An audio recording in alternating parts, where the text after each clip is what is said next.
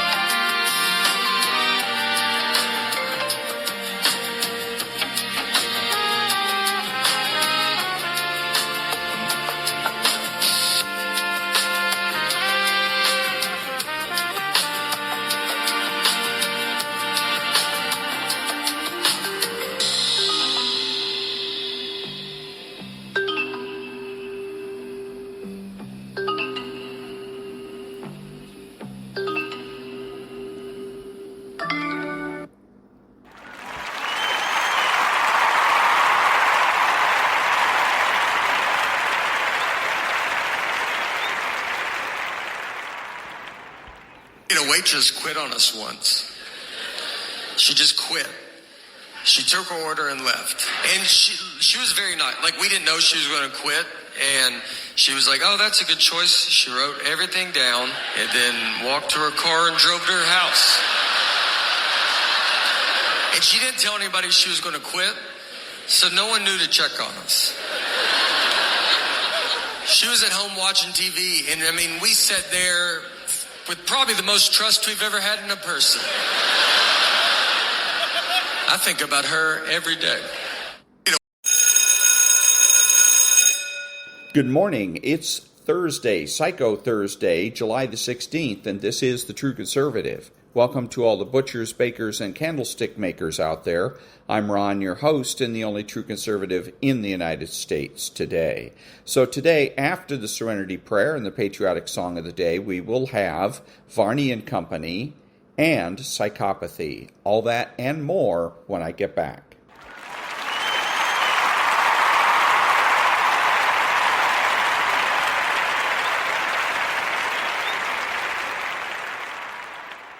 God, grant me the serenity to accept the things I should not change, the courage to change the things I should, and the wisdom to know the difference.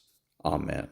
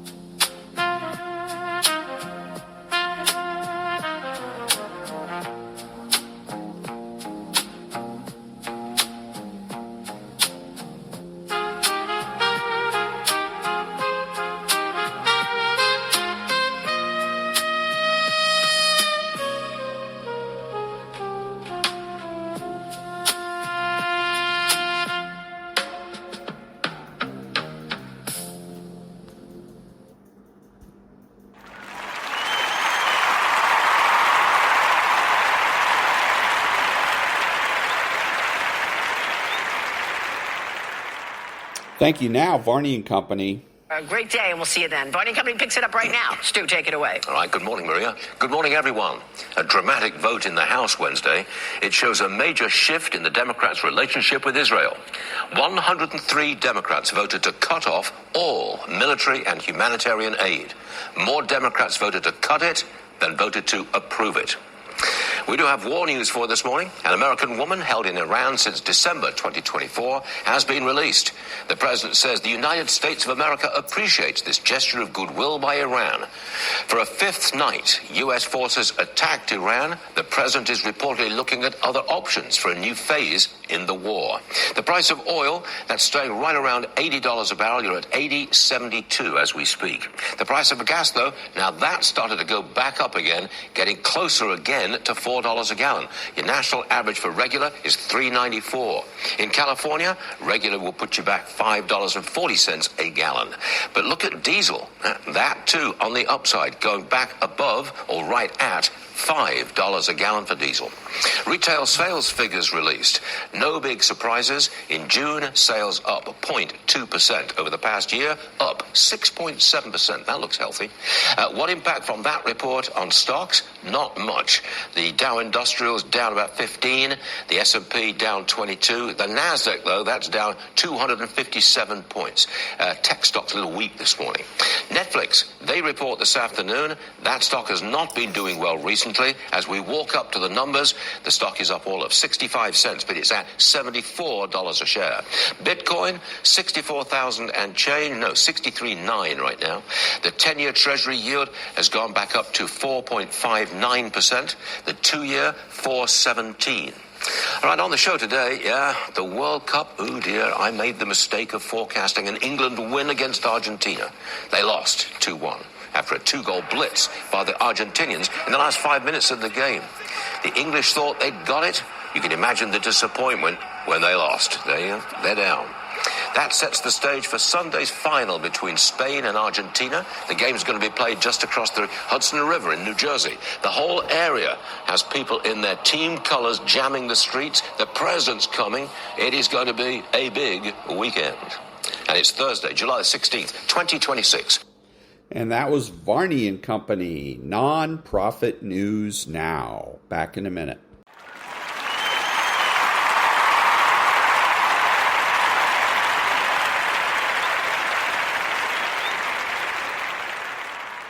Thank you. Recognizing that the bad Democrats' choices and feelings are not the conservatives' burden to carry. It means cultivating self-compassion and self-care, shifting the focus inward rather than outward.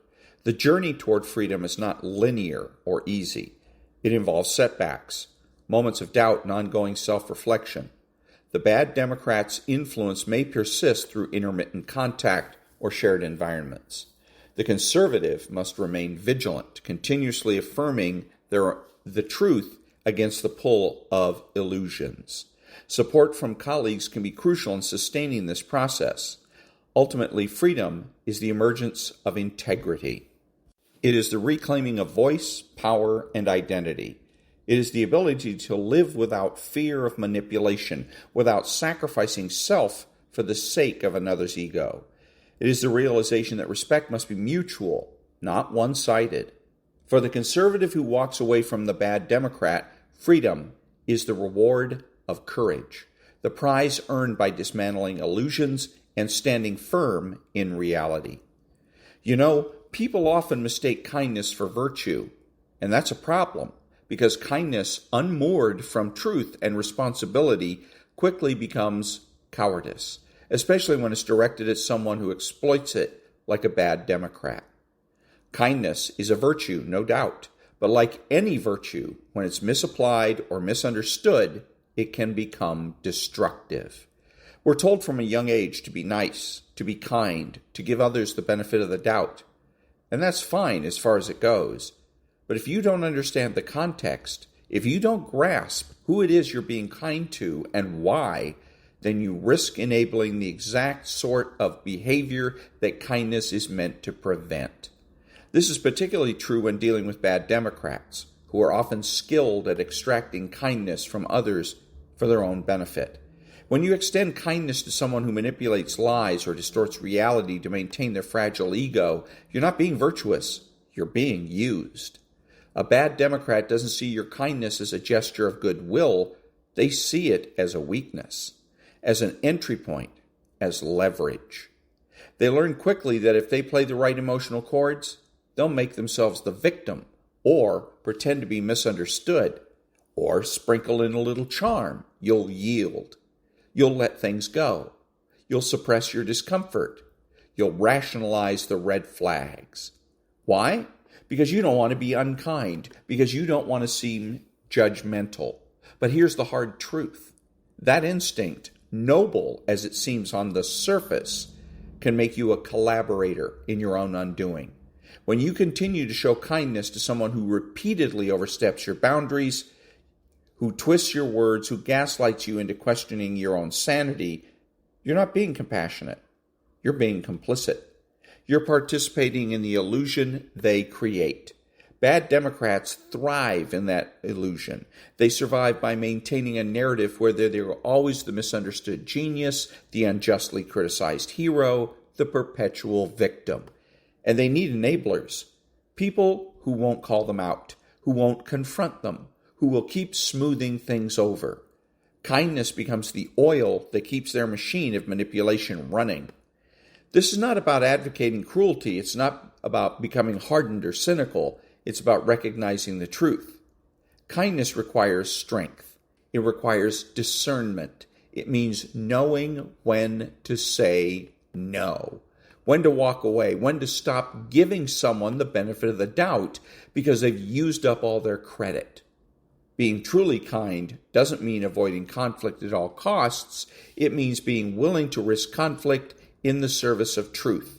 It means standing up, not just for others, but for yourself. And that's not easy. It's far easier to keep the peace, to avoid the confrontation, to tell yourself that maybe they're just having a bad day, that maybe you misunderstood, that maybe you're overreacting. But those mental gymnastics come at a cost. They erode your self-respect. They blur your moral clarity. And over time, they convince you that your discomfort, your instincts, your boundaries are less important than someone else's approval. That's not kindness. That's self-abandonment. And the bad Democrat counts on it. They know you hesitate to push back. They know you'll second-guess yourself. They know how to exploit your fear of being mean or unfair. And they will continue to push the line, to test your limits, to see how much they can take before you finally say enough. But if you never say it, if you never draw that line, then your kindness becomes their cover. It becomes the shield they hide behind. It becomes the justification they use to keep doing what they're doing. If it were really that bad, they think, they'd stop me. But you don't stop them because you're kind, because you care, because you're trying to be the better person. And while you're doing that, while you're twisting yourself into knots to maintain the image of decency, they're taking full advantage to shape the narrative. They're painting themselves as the injured party. And you become the enabler, the one who let it happen. Back in a minute.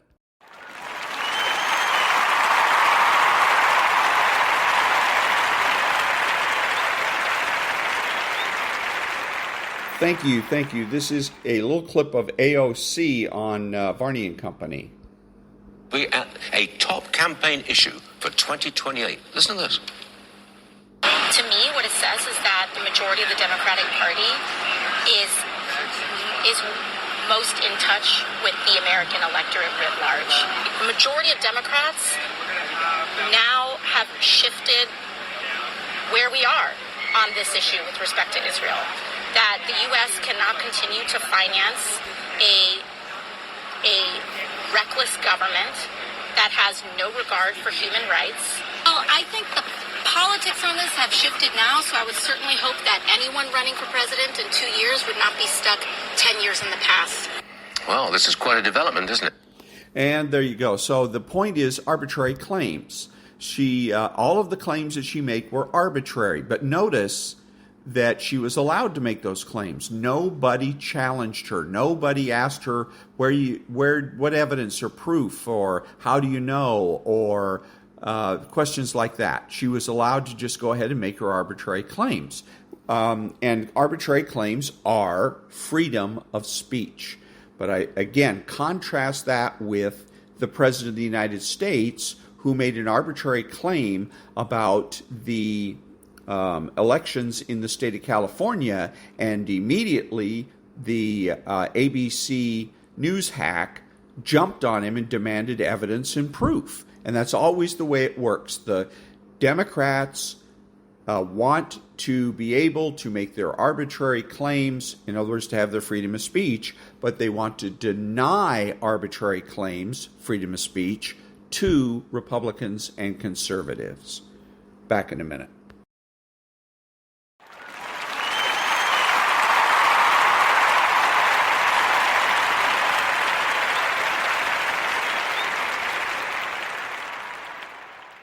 Thank you. Now, motivation.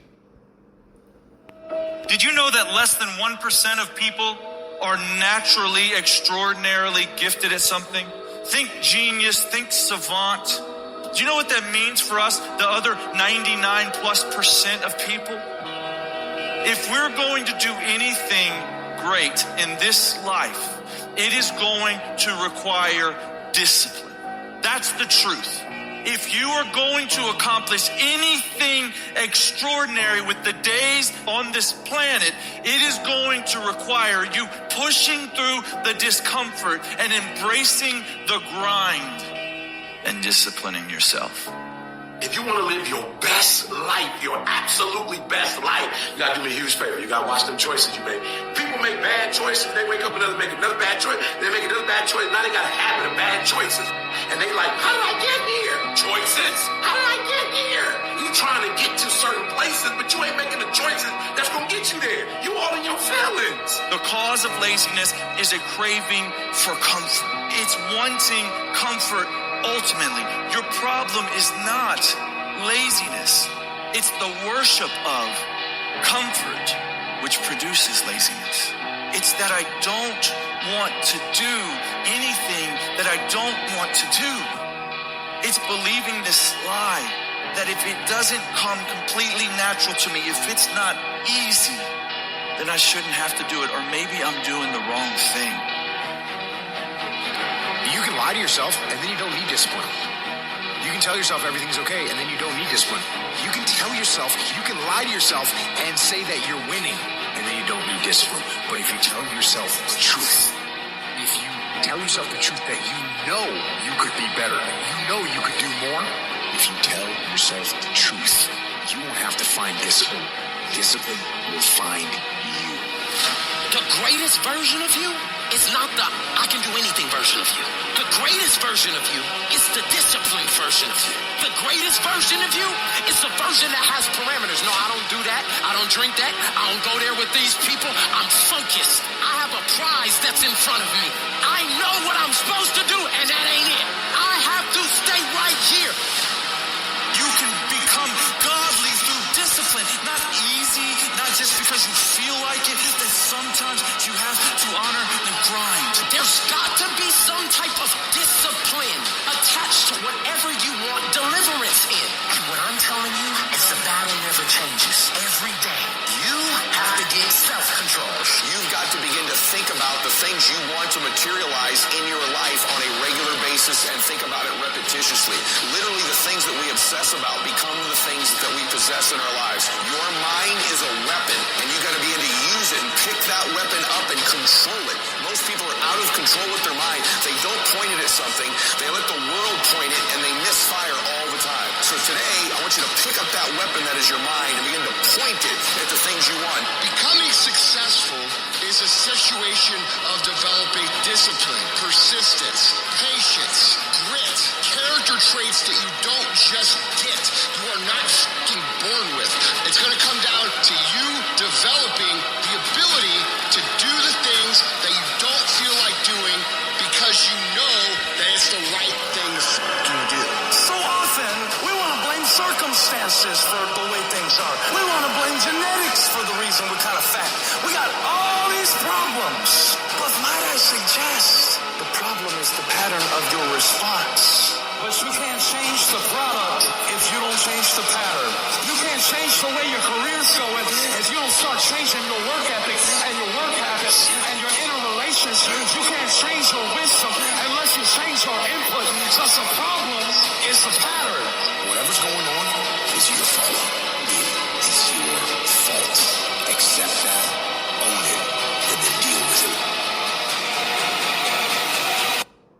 And that was motivating. Back in a minute.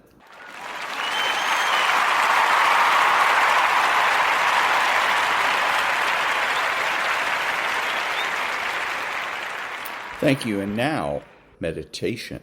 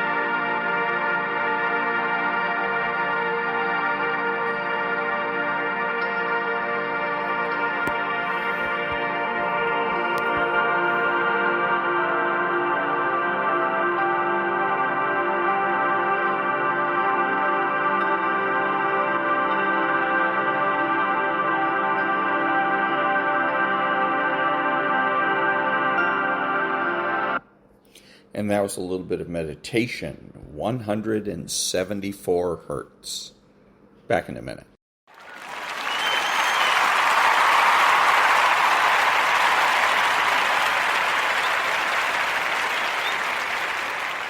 Thank you. Now, psychopathy. What if I told you that the easiest person to defeat isn't the weakest one? It's the person who's absolutely convinced they're right. Because the moment someone starts questioning their own judgment, they stop thinking clearly. They hesitate. They overanalyze. And without realizing it, they begin following your lead instead of trusting their own mind. This is why the most dangerous people rarely argue. They don't overpower you with intelligence. They quietly reshape the way you think until you reach the conclusion they wanted all along. Machiavelli understood this better than almost anyone. Real power isn't forcing people to agree with you. It's making them question themselves. And today, you're going to learn the 7 dark psychology tricks behind that hidden advantage. Before you can outsmart anyone, you first need to understand why intelligent people become confused in the first place. The human brain hates uncertainty. When reality doesn't match expectations, the mind immediately searches for answers, even if those answers are incomplete or completely wrong. That's why people who understand psychology often outperform people who rely only on logic. A sharp mind without psychological awareness is like a sword without a hand to hold it. Today's lesson isn't about manipulation for its own sake. It's about learning how influence really works, recognizing psychological pressure when it's used against you, and understanding why some people always seem to stay 3 moves ahead. These are 7 psychological strategies inspired by Machiavellian thinking that reveal how influence is built beneath the surface of every conversation, every negotiation, every relationship. Stay until the end. Because trick number 7 is the one almost nobody talks about, and it might be the most powerful one on this entire list. Before we move forward, I want you to drop this affirmation in the comments. I think before I react. Let's begin. Number 1, make them question their own thinking. Your brain is not just recording what's happening around you. It's constantly predicting what's about to happen next. Every second, without you even noticing, your mind builds a small model of reality and expects the world to match that model. When someone talks to you, your brain predicts their next sentence. When you walk into a room, your brain predicts what you'll see. This prediction system is so automatic that you never feel it working. You just feel confident. You feel like you understand what's going on. But here's where it gets interesting. When reality breaks that prediction, even slightly, something happens inside the mind that most people never learn to name. Psychologists call it cognitive dissonance. It's the mental discomfort that hits you when 2 things you believe don't line up anymore. Let's say someone is completely convinced of something. Maybe they believe they're the smartest person in the room. Maybe they believe they always make rational choices. Maybe they believe they can read people perfectly. Now imagine that belief gets challenged, not with an argument, but with a simple contradiction. Suddenly their mind doesn't feel steady anymore. It feels itchy, uncomfortable, like an unfinished sentence hanging in the air. This discomfort is not weakness, it's biology. The brain hates unresolved tension the same way your body hates hunger. It wants to close the loop. It wants an answer, any answer, just to make the discomfort stop. And this is exactly where influence begins. When you make someone question their own thinking, even for a moment, you create a small crack in their certainty. And once that crack appears, their mind starts searching frantically for something to fill it. If you're patient, if you stay calm and composed while they're spinning internally, you become the most stable point in the room. Their mind, desperate for resolution, starts leaning toward your version of reality simply because it offers relief from the discomfort. Think about how this works in real conversations. Someone states an opinion with total confidence. Instead of arguing directly, you ask a quiet question, not aggressive, not confrontational, just a simple question that doesn't fit their assumption. Are you sure about that? What if it's the opposite? You're not attacking them, you're planting a seed of uncertainty. The average person doesn't even realize what just happened. They think they're still in control of the conversation. But internally, their prediction system just got disrupted. Their confidence, the very thing that made them feel powerful, is now working against them. They start replaying the conversation. They start doubting their first instinct. And the moment someone starts doubting themselves, they stop moving forward with strength. They start moving carefully, cautiously, searching for reassurance. This is the first lesson in psychological influence. You don't need to prove someone wrong. You only need to make them uncertain enough that they stop trusting their own conclusions. Certainty is armor. Once you find a way to loosen it, even slightly, everything else becomes easier. Machiavelli never wrote about brain chemistry, but he understood the outcome perfectly. He knew that people who feel completely secure in their beliefs are the hardest to influence, and people who feel a flicker of doubt become surprisingly easy to guide. This is why the wisest strategists rarely attack head-on. They introduce small inconsistencies and let the other person's own mind do the rest of the work. Remember this: the moment doubt enters someone's mind, they stop leading and start following, whether they realize it or not. Drop this affirmation in the comments: my certainty is my strength. Number 2, pull the hidden psychological strings. Every decision a person makes looks conscious on the surface. They believe they weighed the facts, thought it through, and arrived at a logical conclusion. But underneath that surface, there are invisible forces pulling the strings long before logic even enters the room. If you learn to see these forces, you gain a level of understanding that most people will never have about themselves, let alone about others. Let's break down 5 of these hidden psychological pressure points. The first is expectation. Human beings don't experience the world as it truly is. They experience it through the lens of what they expect to see. If you tell someone in advance that a person is trustworthy, they will notice every trustworthy signal and ignore the warning signs. If you tell them the opposite, their mind will do the reverse. This is why first impressions carry so much power. Once an expectation is planted, the mind bends reality to match it. The second is identity. People don't just want to be right, they want to protect who they believe they are.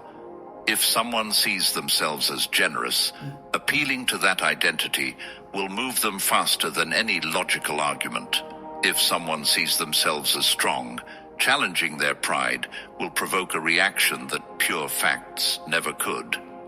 Identity is the emotional core underneath every decision, and whoever speaks to that identity holds real influence. The third is certainty. As we just covered, the brain craves resolution. People will often choose a worse option simply because it feels more certain than a better option that feels ambiguous. This is why confident presentation, even without solid substance, often wins over hesitant honesty. Certainty feels safe, even when it shouldn't. The fourth is social proof. Humans are wired to look at what others are doing before deciding what they should do. If people believe a certain choice is popular, accepted, or expected by others around them, they gravitate toward it, even against their private judgment. This is why crowds move together, and why isolated individuals are far easier to influence than someone surrounded by support. The fifth is time pressure. When people feel rushed, their thinking shifts from careful analysis to fast, instinctive reaction. Under time pressure, the analytical brain steps back, and the emotional brain takes over. Decisions made under urgency are rarely decisions made with full clarity. Now here's what makes this trick so powerful. These 5 forces are working on every person, every single day, whether anyone points them out or not. Most people go through life completely unaware that expectation, identity, certainty, social proof, and time pressure are shaping nearly everything they choose. They believe they are thinking freely. In reality, they're often reacting to invisible pressure they never consciously noticed. Someone who understands these forces doesn't need to argue louder or prove more points. They simply adjust the conditions around a person, and the person's own mind does the persuading from the inside. Shift someone's expectation before a conversation even starts, and you've already shaped how they'll interpret everything that follows. Speak to someone's identity instead of their logic, and you'll move them further than facts ever could. Offer a sense of urgency instead of endless time to decide. And watch how quickly hesitation turns into action. This is not about tricking people into something harmful. It's about understanding that human behavior is never purely rational. It's shaped by forces running quietly underneath the surface, and the person who can see those forces clearly holds an advantage that logic alone will never provide. Now I want you to drop this affirmation in the comments. I see what others miss. Number 3, create confusion without creating conflict. Most people believe that disagreement always has to look like conflict. Raised voices, direct opposition, a clear winner and a clear loser. But the most effective psychological strategists rarely operate this way because open conflict makes people defensive, and defensive people become almost impossible to influence. Their guard goes up, their mind locks into protecting their position, and any attempt at persuasion bounces right off them. There is a quieter, far more effective approach. It's called controlled contradiction, and it works by introducing subtle inconsistency instead of direct disagreement. Here's how it functions. Instead of telling someone they're wrong, you simply present information, tone, or behavior that doesn't perfectly match what they expected. You don't attack their position. You don't raise your voice. You just create a small gap between what they assumed and what's actually happening. This gap doesn't feel like an argument. It feels like confusion, and confusion, unlike conflict, doesn't trigger defensiveness. It triggers curiosity and unease instead. Think about how this plays out. Someone expects you to react a certain way based on how you've always reacted before. Instead, you respond calmly, unpredictably, or with an answer that doesn't fit the pattern they expected. Their mind pauses. They can't immediately categorize what just happened. There's no clear enemy to fight, no clear disagreement to argue against, just an inconsistency they can't quite explain. This is where the real power lies. A confused mind becomes deeply occupied trying to resolve the inconsistency in front of it. Instead of focusing outward, planning their next move, or asserting their position, their attention turns inward. They start replaying the moment, searching for explanations, trying to make sense of what doesn't add up. While they're busy solving that internal puzzle, they've completely stopped pushing against you. This is the key difference between confusion and conflict. Conflict makes people fight harder for their position. Confusion makes people question their position altogether. A person who feels attacked digs in. A person who feels confused starts second-guessing themselves, wondering if maybe they misunderstood something, wondering if maybe their first instinct was wrong. Machiavellian thinkers have used this approach for centuries, not through dramatic manipulation, but through subtle inconsistency. Say one thing, then behave in a way that slightly contradicts it, just enough to create doubt, but not enough to seem suspicious. Respond warmly one moment, and with quiet distance the next. Agree with part of someone's argument, while gently undermining another part. None of these moves look like conflict from the outside. They simply plant small seeds of uncertainty that grow into confusion over time. The brilliance of this trick is that it never gives the other person a clear target. You can't fight an enemy you can't identify. You can't argue against confusion the way you argue against opposition. This is why confused people, more often than not, become more agreeable, more cautious, and far more open to being guided, simply because their mind is too busy untangling the inconsistency to resist anything else. Controlled contradiction isn't about being dishonest. It's about understanding that certainty invites resistance, while gentle unpredictability invites reflection. And reflection, more often than confrontation, is where real influence quietly takes root. Drop this affirmation in the comments. Calm minds win silently. Number 4. Make silence. Do the talking. In a world where everyone rushes to fill every gap in conversation, silence has become one of the rarest and most underestimated tools of influence. Most people treat silence like an uncomfortable void that needs to be fixed immediately. The moment a pause lasts more than a second or two, they jump in to fill it, often revealing more than they intended to.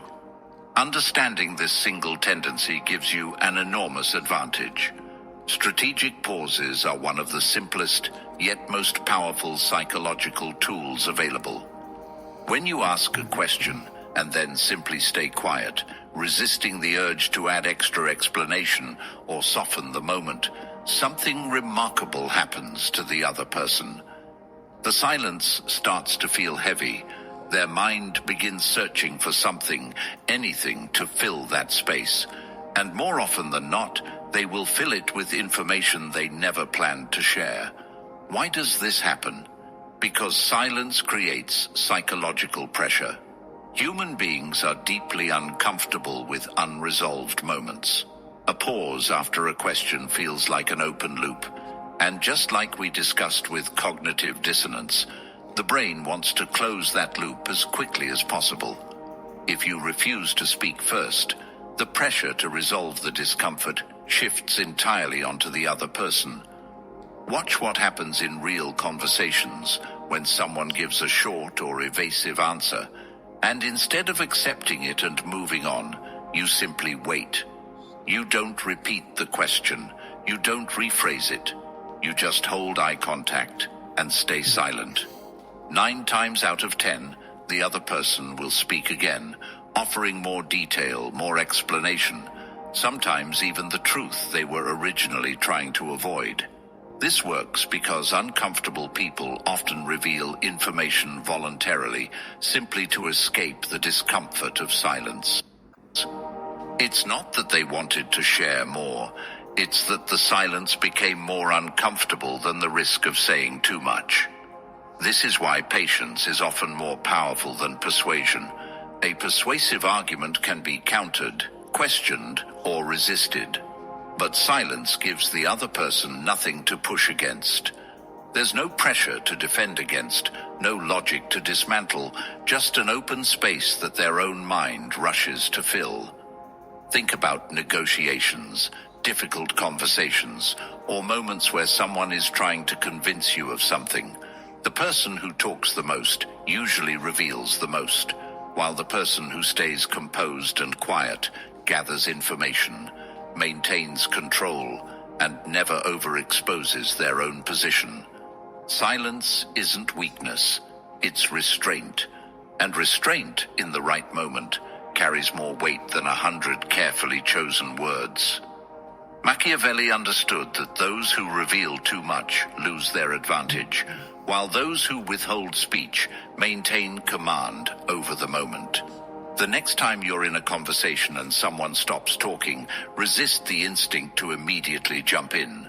Let the silence stretch a little longer than feels comfortable. Watch what happens. More often than not, the truth will step forward on its own, simply because silence gave it room to breathe. I want you to drop this affirmation in the comments. My silence speaks louder. Number 5. Become impossible to predict. Predictability feels safe, but in reality it's one of the biggest weaknesses a person can carry. When your reactions, your habits, and your emotional responses become easy to anticipate, you hand other people a roadmap to influence you without even realizing it. Once someone knows exactly how you'll respond to praise, criticism, pressure, or silence, they no longer need to guess. They simply push the right button and wait for the predictable result. This is why unpredictability, used with intention, becomes one of the most powerful psychological tools available. Not chaos, not randomness for its own sake. Calculated unpredictability, built on 2 specific strategies: pattern disruption and calibrated withdrawal. Let's start with pattern disruption. Every relationship, whether personal or professional, develops patterns over time. People learn how you usually respond to certain situations, and once that pattern is established, they stop paying close attention to you because they believe they already understand you completely. Pattern disruption means deliberately breaking that expected rhythm. Where you would normally respond quickly, you take your time. Where you would normally explain yourself, you simply let your actions speak. Where you would normally seek approval, you show quiet indifference. This disruption forces the other person's brain to stop coasting on assumptions and start paying attention again. Remember what we covered earlier about prediction. When reality doesn't match what someone expects, their mind experiences discomfort until it resolves the gap. Pattern disruption creates that gap intentionally. Suddenly, the person who thought they understood you completely is left wondering what changed, why you're behaving differently, and what it means. Their attention snaps back to you instantly.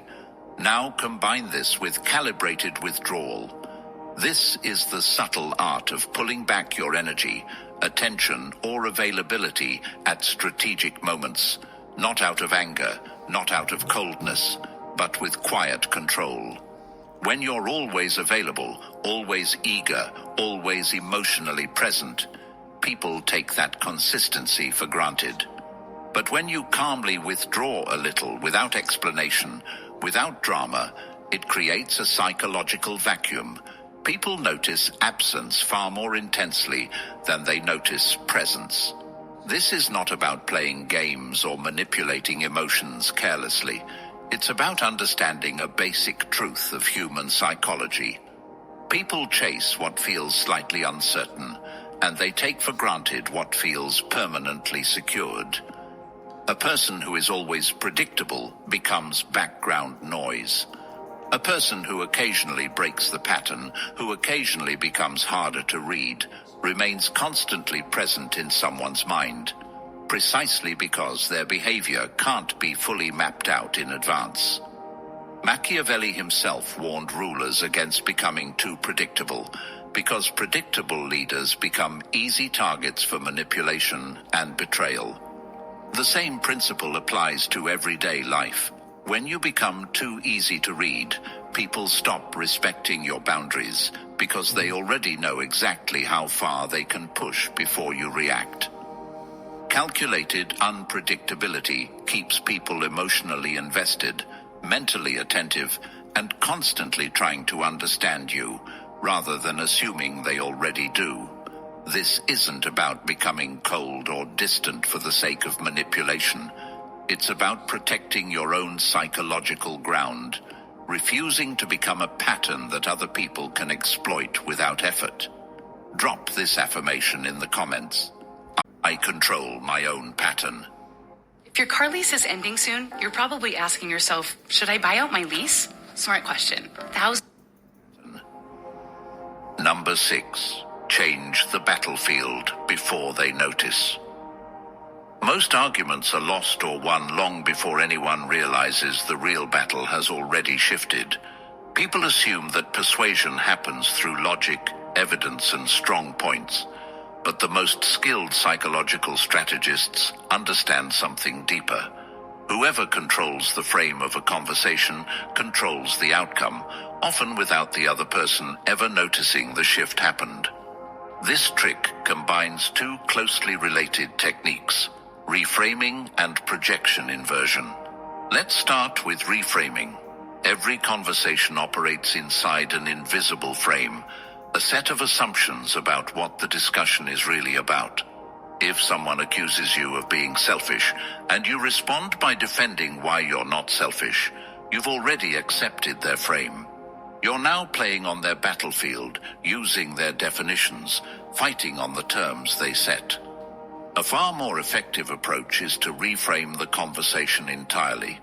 Instead of defending against their frame, you shift the conversation toward a different angle altogether. Maybe you calmly point out that setting boundaries isn't selfishness, it's self-respect. Suddenly, the entire foundation of the accusation has changed. You're no longer defending yourself inside their definition.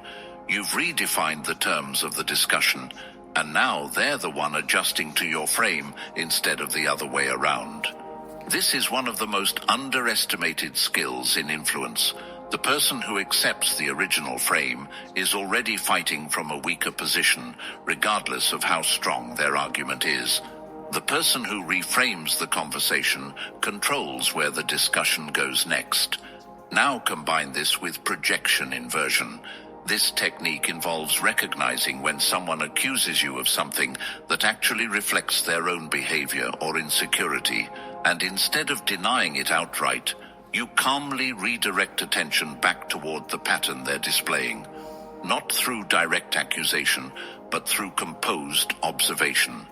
For example, someone might criticize you for being distant, when in reality, their own inconsistency created the distance in the first place. Instead of becoming defensive, you might calmly note the pattern you've noticed in their behavior, without anger, without accusation, just quiet observation. This shifts the psychological weight of the conversation. Suddenly they're no longer comfortably attacking.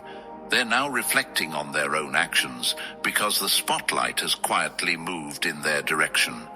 The most influential people rarely argue inside someone else's frame. They recognize the frame being presented, and instead of accepting its terms, they quietly shift the conversation until the other person begins defending their own position instead. This requires composure, patience, and awareness, qualities that Machiavelli valued far more than raw aggression.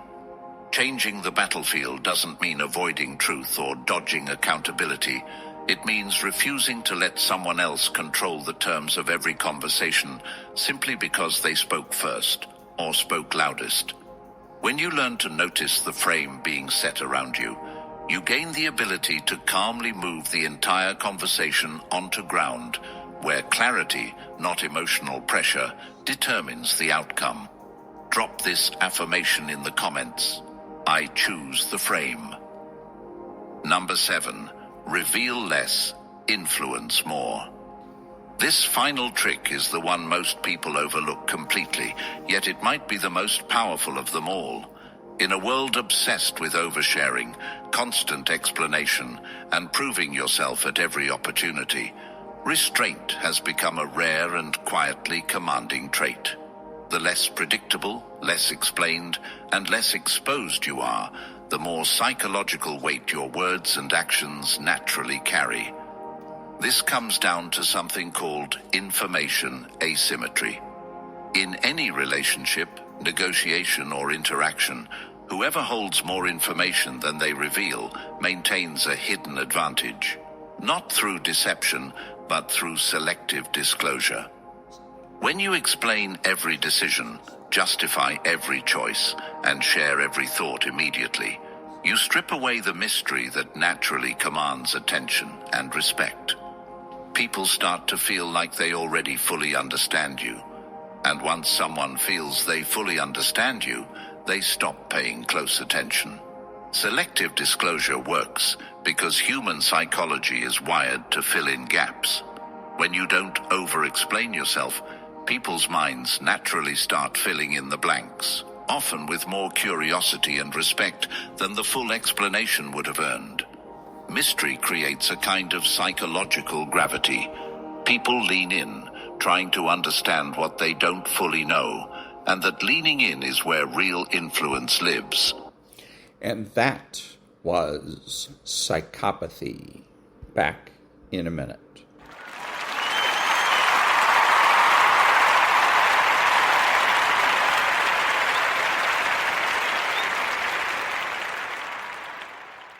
Thank you. This is Ron, your host, the only true conservative in the United States today, bidding adios to all the butchers, bakers, and candlestick makers out there, and reminding you that you're not neutral and that the government has no rights.